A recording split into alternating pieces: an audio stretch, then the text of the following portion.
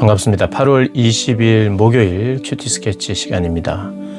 오늘 본문은 에스겔 43장 13절부터 27절까지의 말씀입니다. 오늘 본문은 이렇게 시작합니다.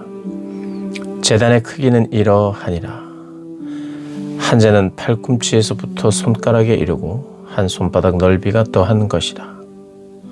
제단 밑받침의 높이는 한 척이요 그 사방 가장자리의 너비는 한 척이며 그 가로 둘린 턱의 너비는 한 뼘이니 이는 제단 밑받침이요.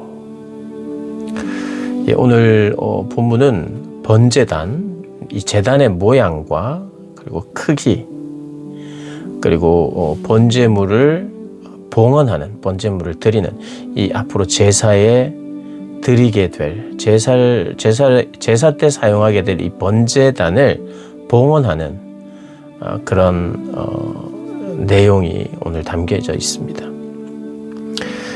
좀 더 구체적으로는 봉헌을 하는 1일차에는 수송아지 피를, 그리고 2일차에는 소금 언약과 예물, 그리고 7일간의 대속죄제와 제단을 성별하는 그런 내용이 연결되어서 소개되고 있습니다.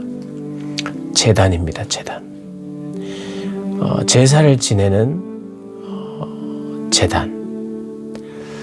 이게 이제 성전의 회복에 있어서 어떻게 보면 핵심을 좀 이루고 있어요.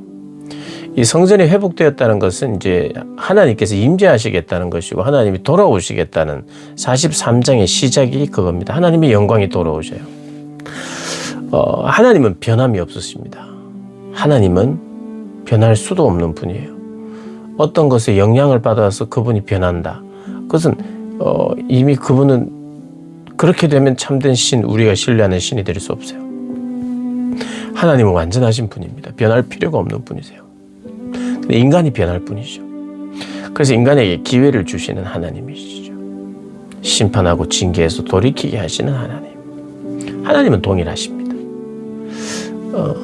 다만 인간이 범죄함으로 말미암아 하나님을 거역하는 그들에게 하나님이 새 마음을 주셔야 했고, 또 다시 성전을 회복하셔서 하나님이 다시 돌아와서 잘 섬길 수 있도록 하나님 돕는 것이 하나님의 뜻이죠.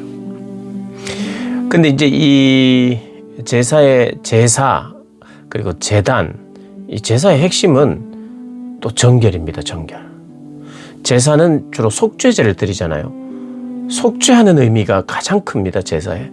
물론 제사에는 감사의 제사, 하나님 앞에 드리는 그 자체로 하나님께 감사함으로 드리는, 기쁨으로 드리는 게 분명히 있어요. 그러나 제사의 핵심이며 예배의 핵심에는 언제나 속죄가 있습니다. 속죄가 빠질 수가 없어요. 죄의 문제를 해결하는 겁니다. 제사의 가장 중요한 기능 중에 하나는 하나님과의 만남인데, 하나님과의 만남에서 가장 중요한 게 이루어져요. 그게 뭐냐? 죄가 제거되는 거예요. 우리가 하나님을 반드시 만나야 하는 이유는 죄가 제거되어 하나님과의 만남이 가능하게 되는, 그래서 제사의 제도와 절차가 필요합니다. 원래 에덴에서는 아담이 제사를 지냈을까요? 제사를 안 지냈다고 볼 수는 없어요. 이 제사라는 개념을 예배라고 했을 때 아담이 하나님을 예배하지 않았는가? 그거는 불가능하죠. 피조물입니다. 하나님이 창조하셨어요. 피조물의 온전한 반응은 뭡니까? 창조주 앞에 당신은 창조주라고 찬양하는 거예요. 예배하는 거예요.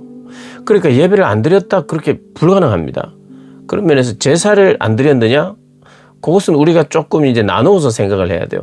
제사할 때 속죄 제사는 드릴 필요가 없었죠. 하나님, 죄가 없는 상태인데 죄에 대해서 뭔가 언급하는 속죄의 제사는 없었어요. 그러나 감사의 제사, 드림의 제사, 순종의 제사는 원래 에덴의 가장 큰 기쁨의 이유예요. 예배가. 그래서 우리가 하나님께서 에덴을 회복하신다, 에덴으로 회복하신다. 에스겔은요, 에덴의 회복, 기쁨과 하나님의 임재와 기쁨의 회복이에요. 그럼에도 불구하고 그 회복에 반드시 제사가 들어갑니다. 속죄 제사가 들어가죠. 지금 그 이야기입니다. 우리 인생에 있어서 가장 필요한 것이 무엇이냐? 속죄예요. 하나님이 우리를 어떻게 사랑하시느냐? 우리를 대신하는 방식으로 사랑하셨어요. 대신해 주는 거예요. 우리는 사랑을 이렇게 생각합니다. 내가 필요한 걸 받고 내가 필요한 걸 해줘야 사랑이라고 생각하죠. 물론 그게 맞아요.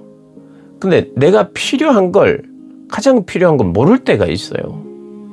이 죄가 제거돼야 되는데 그게 가장 필요한 건지 몰라요.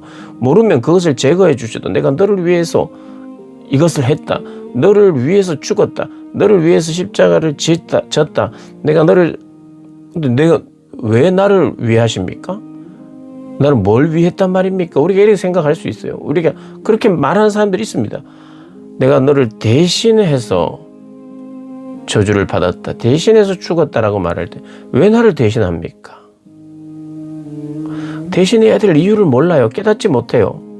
이 죄가 얼마나 치명적이고 얼마나 우리의 운명이 죽게 되었는 운명인지, 우리의 죄가 얼마나 우리를 하나님과 관계를 멀게 했고 하나님이 그것을 미워하고 싫어하는지를 모르면 왜 대신하죠? 라고 말을 해요. 그러니까 하나님은 가장 필요한 것을 해결해 주시는 분이죠. 그러니 구원자입니다. 가장 필요한 것을 주시기 때문에 사랑이신 분이에요.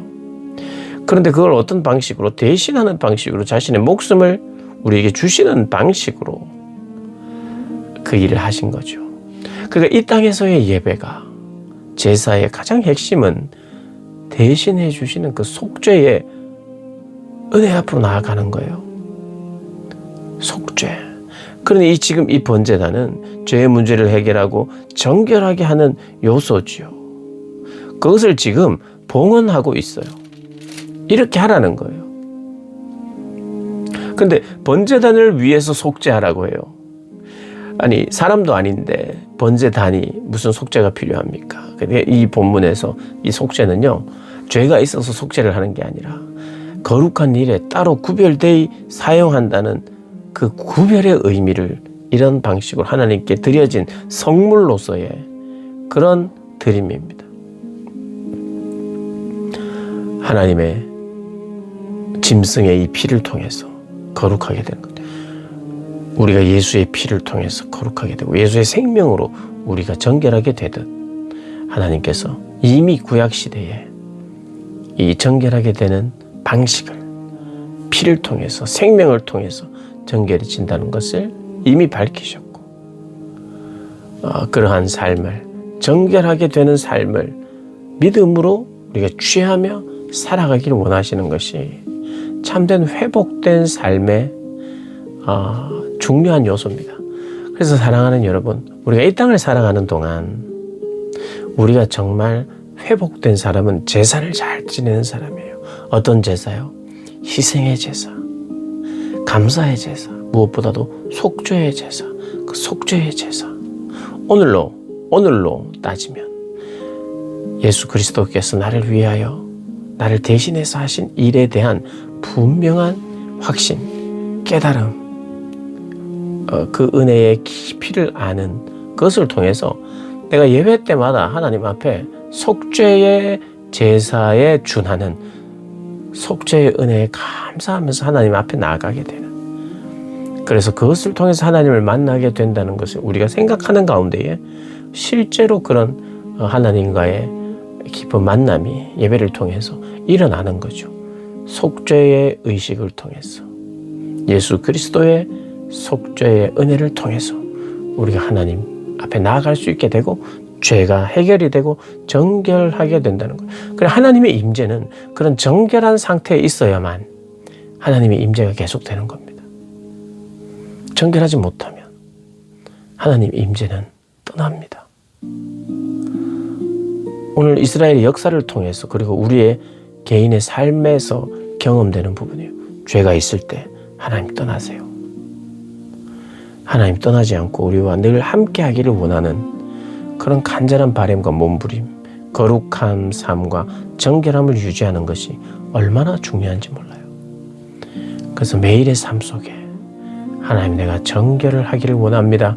정결해지기를 원합니다. 순종하기를 원합니다.